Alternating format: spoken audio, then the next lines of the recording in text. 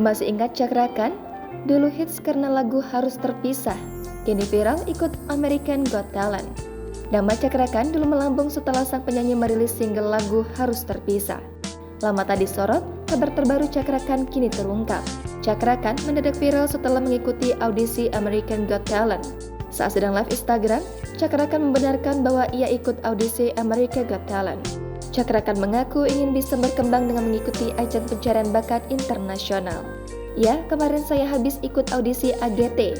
Apa motivasinya? Simpel sebenarnya. Kenapa saya ikut AGT?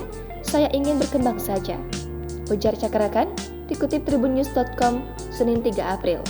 Cakrakan tak memikirkan soal gengsi lantaran dirinya sudah punya nama besar di Indonesia. Menurutnya, ini adalah kesempatan untuk bisa lebih berkembang lagi.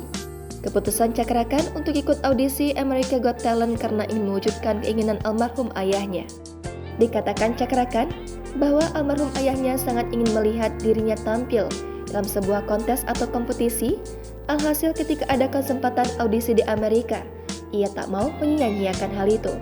Dikutip dari tribunnewswiki.com, Cakrakan lahir di Pangandaran pada 27 Februari 1992. Cakrakan merupakan seorang penyanyi dan penulis lagu. Karir Cakrakan di dunia musik tidak dibangun dengan tiba-tiba. Dirinya sudah menekuni dunia tarik suara sejak duduk di bangku sekolah dasar. Cakrakan mulai dikenal luas di dunia musik pada tahun 2012.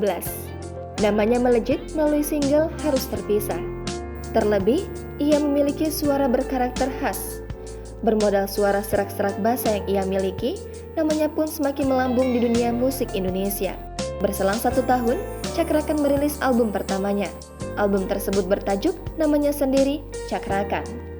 Album Cakrakan berisi 10 lagu dan dirilis pada tahun 2013. Harus Terpisah dan Setelah Kau Tiada menjadi lagu andalan dari 10 lagu di album tersebut.